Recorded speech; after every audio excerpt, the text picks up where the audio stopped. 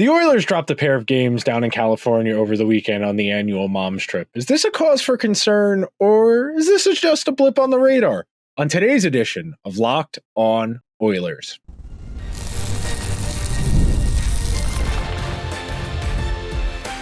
You are Locked On Oilers, your daily podcast on the Edmonton Oilers, part of the Locked On Podcast Network, your team every day. Hello, everyone, and welcome to this Monday edition of Locked On Oilers. I am your host, Nick Zararis. I want to thank everyone who makes Locked On Oilers their first listen of the day. Locked On Oilers, a part of the Locked On Podcast Network, your team every day. And on today's episode, going to hit all the key notes from the weekends, break down the losses to the Kings and the Ducks, and then we'll tie it all together under an overarching theme of, is this just a blip in the radar, or is this a sign of concern, trend concern, something to break out? So starting at the very beginning of this, number one, it is a very long season. 82 games spread from October to mid-April is a very long time. I, for one, try not to get too bogged down into the every game is life or death, every game you want to win, because it's wholly unrealistic to approach a game with the mindset of we're going to win every single time we play. Our goal, if we are a good competitive hockey team, is to win between 2 out of every 3 or 3 out of every 4 games. If we are between 660 and 750 in our points percentage, we are a very, very, very good hockey team. That's our goal. The Oilers over the weekends coming off of a long layoff, and that's part of this to consider as well when you consider the fact that they had an extended period of time away. You're going to have games like this. And the Kings are a team that you are very familiar with if you're the Oilers. You've played them in the playoffs 3 years in a row now. You have shown considerable success against that franchise in the opportunities you've had to beat them in playoff series. But when you go and look at the results of the game in the context of how the game played out, that was a very back and forth game where each team was able to kind of make sustained pushes and control the game for sustained periods of time. And when you get to overtime on the road against a division opponent who is good, the Kings are in a playoff spot. They're 6-2-2 in their last 10 on Sunday, including the win against the Oilers yesterday. The Kings are not a bad hockey team, even without Drew Doughty, who's missed pretty much the entirety of the season so far with an ankle injury he suffered in the preseason. But a lot of these teams, the Oilers are going to come up against on most nights. The Oilers are going to have a talent advantage, or they're going to have a slight talent advantage. And this was a winnable hockey game. As much as you lament losing the missed opportunity, whatever, that was a winnable game. When you go and look at the results, you had a 51-47 advantage in scoring chances, a 29-27 advantage in shots on goal. You went 1 for 2 on the power play, and you killed off the only penalty you took. You played more than well enough to win that game, especially when you consider the fact it was really only your bottom 6 that had a hard time. Your Draisaitl line and your McDavid lines, when they were separate from each other in that game, they both had positive possession shares of chances, expected goals, high danger chances. It really was your bottom 6 that kind of lost you that game. And the way I tend to look at those outcomes, when we're trying to lay out our blame, if you will, we're trying to deconstruct how you lose a game. If you are losing because your bottom 6 had a rough night, that's a lot easier to fix if you're a good team than if your big guns get outpunched. If you lost the McDavid and Draisaitl minutes in terms of real goals and expected goals, that would be something that I would take a step back and be like, okay, what happened in these minutes? Let's look at the shot maps. Let's look at where the scoring chances the Kings were able to generate were coming from. But instead, in this game, it was your third line that had a rough time. It was the Adam Henrique, Kasperi Kapanen, and Connor Brown line that had a really difficult time, that lost their minutes. You go 0 for 2 at 5-on-5 in terms of goals for and against. You're on the ice for 2 goals against, no goals for. It's going to be hard for your team to make up that deficit without pretty much perfect play around it. And that's why, personally, I don't feel like the Kings game is something that I would be worried about in the greater context of a long season. Sure, you're probably better than the Kings. You would like to beat the Kings. It's a 4-point game in the division, especially when you are embroiled in a tight race right now. You know, the Golden Knights are at 51 points. The Kings are at 45. The Oilers are at 45. The Kings have a game in hand on the Oilers, so they're ahead of them in the standings on that tiebreaker. But when you have those 4-point games against teams you are in the mix for a playoff spot against, it matters a lot. And it's only December 30th. There is ample time for the Oilers to string together a nice run of games and pass the Kings in the standings. But simple matter of fact, you are more likely than not going to be looking at the Kings in a first round series again. Maybe it's the Canucks instead of the Kings. The Kings fall out of the division spot into one of the wild card spots. But for me, that's an opportunity to differentiate yourself. You know, I don't think the Oilers need home ice advantage, especially against the Kings or the Canucks, but it is a reward for a strong regular season, and it's typically a sign of a good team is when you take care of business in your division, because those teams are very familiar with each other, and it's why on occasion you'll get weird results. You know, we see it a lot in the NFL where even bad teams manage to split their season series because they're so familiar with each other. I didn't feel like the Oilers played terribly on Saturday. I felt like they played reasonably well enough to win. The simple matter of the fact is you got to overtime and you didn't win the game with McDavid, Draisaitl, Bouchard out there. And on occasion, that's going to happen. You know, overtime is the most high leverage, most volatile game state we have in the NHL. And because of that, it means the game can swing just like that on a beat. And all it takes is one player to make a play. And make no mistake about it, Quinn Byfield is not played to what you would expect a second overall pick to play at the NHL so far. I think there's a greater conversation to be had about those draft classes, 2019, 2020, 2021, and they're all of their respective trajectories really getting messed up by the pandemic and their expectations, their developmental timelines. All of that stuff is worthy of a conversation on another day. But Byfield's got some dynamism to his game. He can make plays outside of structure and make your guys uncomfortable. And he got outside of Adam Henrique. He got good positioning, and that's going to happen from time to time. You know, good players are allowed to make plays, and you do not have a monopoly on the good plays as a good team. And the Oilers ultimately didn't get it. And that happens from time to time. In a long season, you are going to play good teams. And yeah, the Oilers probably should have won against the Kings on Saturday. I don't feel like that's too much I don't feel like that's too dramatic of a conclusion to draw, that they should have won that game, that they played reasonably well enough. They had enough possession. They didn't put their goalie out to dry. They gave their special teams gave them an edge. They won there, and they lost at 5-on-5, and they lost at 5-on-5 on the margins on their third line. And that's something that's correctable. That's something that's fixable. And as we've talked about a lot here on Locked On Oilers before we take our first break, the Oilers have shown they are still working out what they want this forward group to look like. You know, you didn't expect Kapanen to be a contributor. You didn't expect Podkolzin to be a contributor. You took Jeff Skinner out of the lineup, which we'll talk about later for the game Sunday against the Ducks. And I do think Skinner is not getting the opportunities he needs to be successful, but that's a different conversation we'll have in both the second and third segments. So be sure to stick around to this edition of Locked On Oilers, and we are going to hit on the Ducks game. We'll hit on Jeff Skinner, and we'll talk about the weekend at large coming up next. In today's day and age, it's really easy to lose track of all the subscriptions you have, whether it's for a streaming service, a company, a gym, anything of that ilk. I had a few subscriptions I forgot about, and Rocket Money made it so easy to track it all down. It's like having a personal assistant for your finances. Rocket Money is a personal finance app that helps you find and cancel your unwanted subscriptions, monitors your spending, helps you lower your bills so you can grow your savings. Brings everything together all in one place. Whether it's subscriptions, your spending habits, or the goals you want to hit this year, Rocket Money has over 5 million users and has saved a total of $500 million in canceled subscriptions, saving members up to $740 a year when using all of the app's premium features. The best part about Rocket Money for me is their goals feature. I've been able to set money aside automatically for my future. No more stressing about budgeting every month.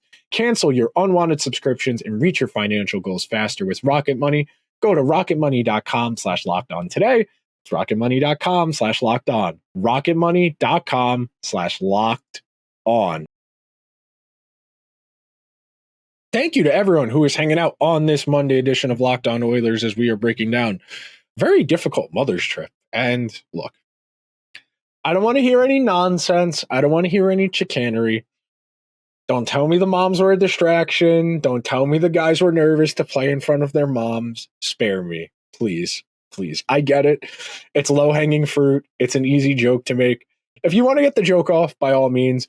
But if you're giving serious analysis based on that, come on, let's be serious here. But of the two games, the Ducks game was definitely one that was a little more cause for concern for me. I did not feel good or well about how the Oilers played against the Ducks. And look, the Ducks are not a good hockey team. Do not confuse result with quality. The Ducks are not a good hockey team. They have one decent NHL defenseman. They have a few nice young forwards. They have a few veterans, like guys like Ryan Strome, who had the game deciding goal on Sunday. But the big thing that jumped out to me about the Ducks was their willingness to just work. And that is a very catch-all and non-specific term to describe the deciding factor in a hockey game. But I felt like the Ducks just put in more work. I felt like they got to loose pucks faster. I felt like they won puck battles faster. I felt like they understood that the Oilers took their foot off the gas a little bit. You know, the Oilers got out to a multi-goal lead 2 separate times in this game and were unable to put it away. And that tells me that there was a little bit of comfort. There was a little bit of opportunism on the Ducks' part. And you got kind of the perfect storm where you get out to a big lead. It's really easy to get comfortable. And it's hard to maintain the discipline over the course of a game when you get out to that multi-goal lead early in the game. You know, that expression, the worst lead in hockey, it's not, yes, part of it's a joke to make people feel better about their team being down in the game, but don't tell me the Oilers did not blow that game. You know, they had every opportunity to extend that lead, to separate themselves and bury the Ducks. But instead, the Ducks read what was in front of them, saw a team that was starting to ease up, and the Ducks pounced. And if you're the Oilers, you got to take a step back and you got to start to deconstruct that loss. I mean, it's very unsatisfying. It is very unfulfilling. And frankly, you know, I don't want to tell Connor McDavid, I don't want to tell Leon Draisaitl, hey guys, let's dump the puck in and burn 45 seconds and go get it and try and kill a minute and a half every time we go out there. I want you guys to keep being aggressive. I want you guys to keep trying to score goals. But all of that didn't come together for them. And when you have, you know, when the game doesn't come together for you, then you can have your moments of reflection. You know, you can have your Monday morning quarterback and try and figure out, well, why weren't we able to put this game away? I felt like we were pretty firmly in control. And then when you go under the hood, you look at the underlying results. We'll talk about those in a minute. They didn't have a ton of possession in this game once they got out to the lead. And that's reflective of what we typically see in hockey. You know, if a team gets out to a multi-goal lead, the team that's trailing is going to have the majority of possession because they're chasing the game. They're going to be more aggressive offensively. The team with the multi-goal lead, they're going to be the ones that are going to take a more defensive posture. They are going to be more passive. And that combination, most of the time, is fine if you have the multi-goal lead. You're going to play soft defense. You're going to let guys take chances in terms of attacking you, because those teams that are desperate, they're often going to be the ones that are going to settle for the lower quality scoring chance. They're going to fire off those 35 to 40 footers that aren't particularly dangerous. But, you know, you got a perfect storm of issues here. You know, you think about the Ducks goal that tied the game. Calvin Pickard takes a year and a day to get post to post. And look, I have been very complimentary. I have been very content with Calvin Pickard's play. I am not singling him out. I don't feel like he was the difference between winning and losing this game. But that's a save you probably need to have if you're an NHL caliber goaltender. Going post to post like that to take away an odd man rush opportunity, that was a savable shot, and Pickard was just way too slow getting over. And then speaking of the underlying numbers, the Ducks won this game on shots on goal 32-23. They won this game on scoring chances 43-40. They won this game on high danger chances 12-5, and they won this game on expected goals 1.94 to 1.29. All of that tells me the Ducks had the puck more, they were in control of the game, and the Oilers were on their heels. And look, you get out to the multi-goal lead, you're allowed to be defensive. That's okay. You get out to 2-0 in the first period, and then Cutter Gauthier hits you on one. And look, the Gauthier shot, it's a good shot. The kid has some promise. There's a reason he was drafted as highly as he was. There's a reason the Ducks traded Jamie Drysdale to get him, to acquire him. But you need to put this game away. The Ducks have a nice goalie. Look, don't get me wrong. Lucas Dostal's pretty good. They are getting high quality goaltending in Anaheim, and that shouldn't be, I don't want to say like an excuse for lack of a better word, but the Oilers need to put this game away. It's really that simple. When you have a multi-goal lead against a bad team, and I'm going to pull up the standings here just to fact check where they are. The Ducks have 32 points. They are in 7th place in the wild card standings. So Vancouver, Dallas, Calgary, Utah, St. Louis, Seattle, then Anaheim. The Ducks have a negative 21 goal differential on the year. They have a 457 points percentage on the year. The Oilers cannot be pissing away games like this for a litany of reasons. In the grand scheme of things, it's one game. It doesn't matter all of that much.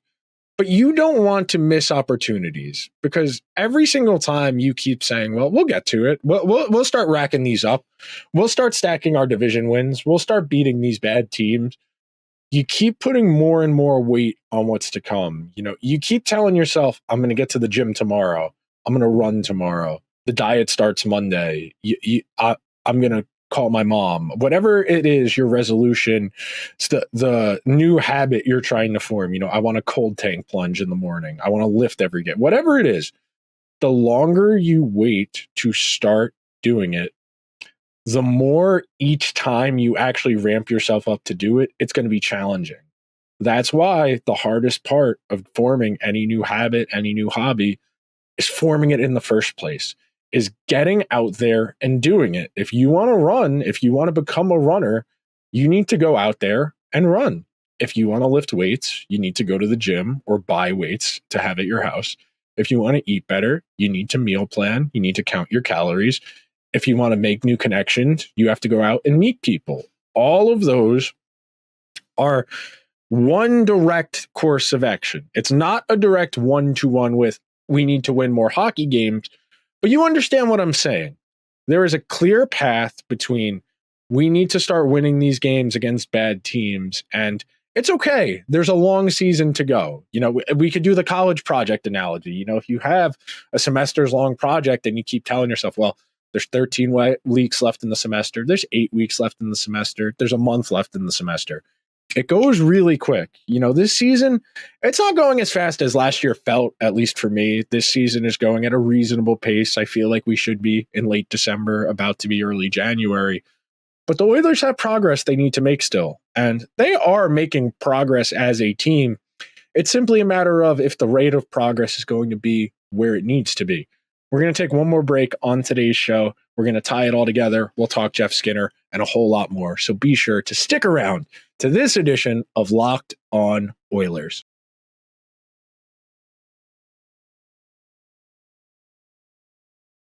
Thank you to everyone who is hanging out on this Monday edition of Locked On Oilers as we look ahead to the new year, start setting ourselves up. And I've talked a lot on the show over the course of the last week as using this period of time for reflection, accountability, goal setting. And when you're a fan, when you're media, we all want the best. We want to see the Oilers win the Stanley Cup. We want to see the Oilers put everything together. And we have seen them on a few occasions this year put together total, complete, great efforts and really shown high-end capability for a group that is lacking in terms of high-end talent. And look, I know you're going to say that's insane to say about a team that has such high-end players, but I'm talking specifically on the back end. Once you get past Ekholm and Bouchard, and look,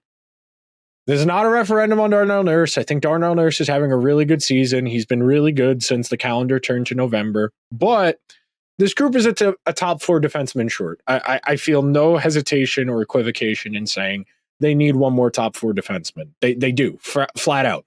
Stetcher and the 3 penalties he took today in the Ducks game, that you can't do that, man. If you are a fringe player, you cannot be making those types of mistakes if you want to stay in the lineup. Now, the Oilers, of course, are not in a position where they could take Stetcher out as like a, hey, get it together for the next game type maneuver, because they just don't have another defenseman. But Stetcher, Emberson, nor Kulak. And look, I think Kulak is fine if you're going to play him on the second pair. I just don't think the Oilers are particularly comfortable with Stetcher, Emberson full time, which, like, I get, neither guy has a huge profile as an NHL regular, and that gives you pause. Neither guy profiles as great defensively. I get why that gives you pause. But all of that said, this weekend was a moment to take a step back, to say, we've been playing really well as of late, but there's work still to be done. We need to win more games. We need to play better. We need to stay on top of our habits. We talked about that in the last segment. The idea of the hardest part of forming a habit is just getting going out there in the first place. And losing to the Ducks the way they did, against the backdrop of losing to the Panthers the way they did a few weeks ago, the third period of the game against Vegas a few games before the one against Florida, all of that tells you that when they get out to that big lead, they're available. And I don't think that's a major pattern. That's 3 games out of the 35 or so they've played so far that come to mind. I'm sure there might be a game or two I'm not thinking of where they've blown third period leads, but that is a correctable, a fixable problem. It really comes down to decision-making and decisiveness. If you are playing with a multi-goal lead or a 1-goal lead, you need to make the higher percentage play. And look, if you want to say McDavid and Draisaitl are playing with different rules, I am okay with that. I'm not sure that is the best way to run a hockey team or any sports team where you set 2 standards for the stars and for everyone else, because I do think that can cause issues. I'm not saying it does cause issue for the Oilers, but I do think it could. I will say in the third period, it was the Adam Henrique line that was trying to start this game away. They did have quite a few shifts of sustained offensive zone time where they were just burning clock, where they were playing keep away, they were playing 4 corners. And I know that style of hockey is the antithesis of what the Oilers want to do. They want to attack, they want to play with tempo, they want to use speed, they want to use lateral passes to create openings. But in a game like this, where you have the opportunity to put it away, it's incumbent upon you to keep that discipline. Attack, attack, attack. But when it comes time to play good defense, when it comes time to make smart plays, we can't help the other team out. We can't give them opportunities. And the Ducks are not a good team, as we've established. But if you give even a bad team enough opportunities to hang around, they're going to do something with it. And I don't think any one game is a statement or indicting, if you will. But I do think there is something to be gleaned from losing like this to the Ducks.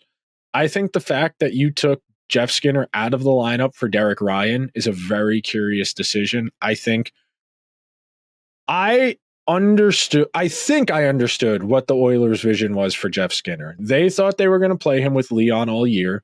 They thought he was going to have between 25 and 30 goals. He was going to walk after this year, and they were going to get some good hockey out of him for not a lot of money. But being that he didn't get off to a great start, and I do, again, still think some of that was just bad shooting luck, as we established. We've done 2 different episodes since the start of the season on Jeff Skinner's counting stats and why I felt like there was more room for him to improve. But the Oilers don't have a vision for him right now. The fact that Kasperi Kapanen is getting priority in the lineup over him, the fact that Podkolzin, the fact that Connor Brown, Matthias Janmark, and look, Janmark and Brown are more specialized because they kill penalties. That's more valuable. Skinner doesn't kill penalties. And they want Derek Ryan because he's a center versatility, that matters. But if you are not going to play Jeff Skinner enough for him to be impactful, you have to try and trade him. And this is one of the real issues with having Jeff Jackson run the free agency portion of the summer and then hiring a full-time general manager after the fact, is you don't know if the visions are aligned. And look, I am sure at some point during the process where Jeff Jackson and Stan Bowman were conversing on hiring Bowman for this job, there was a back and forth about, well, we've already done this summer, so how does that align with what you would do? How do you envision these pieces coming together? And some of it is coach versus front office, because ultimately, as coaches love to remind us, the lineup card is mine. And if you are a general manager and you want your lineup enacted in a certain way, you might have to make a transaction. Of course, if you're familiar with Moneyball, you're familiar with the A's trading Carlos Pena, who went on to win Rookie of the Year and had a really solid MLB career for a long time, so they could play Scott Hatterberg at first base. You can't play Pena at first. He plays for Detroit now. You can't do that if you're a coach. If you're a general manager, if Stan Bowman wants Jeff Skinner in the lineup, all he's got to do is waive Derek Ryan, waive Kasperi Kapanen, and Jeff Skinner's in. But being that the lineup has played reasonably well so far, being that Chris Knobloch has shown an adeptness for managing this group, he's shown a real deft touch when it comes to managing who comes in, who comes out over the last year and a half, that I understand the front office's willingness to defer to him. You think about some of the lineup decisions, whether it was last year going from Jack Campbell to Skinner early on, even though Campbell had the big free agent contract. You think about the playoffs, pulling Nurse's minutes down, getting Broberg in there, trying to find ways to improve the lineup by any means necessary. I do think all of that matters. I really do think that the fact that Knobloch has shown a track record for managing personalities well gives him a bit of credibility with the front office, and why, even if they probably think Jeff Skinner should be in the lineup, they're willing to hear him out and let him manage the team this way. I think Skinner needs to be in. I would be a lot more willing to take Derek Ryan or Corey Perry out, but I don't run the team. That'll do it for today's edition of Locked On Oilers. I want to thank everyone who made today's edition of Locked On Oilers their first listen of the day. If you could be so kind, please subscribe to the show wherever you get your podcasts. If you're listening on Apple or Spotify, give the show a 5-star review. If you're watching over on YouTube, hit the subscribe button, hit the alarm bell. We hit 1,700 subs. We're shooting for 2,000 by the end of the regular season. Get on board, man. This is a really good team and it has potential. I will talk to you guys tomorrow. Until then, let's go Oilers.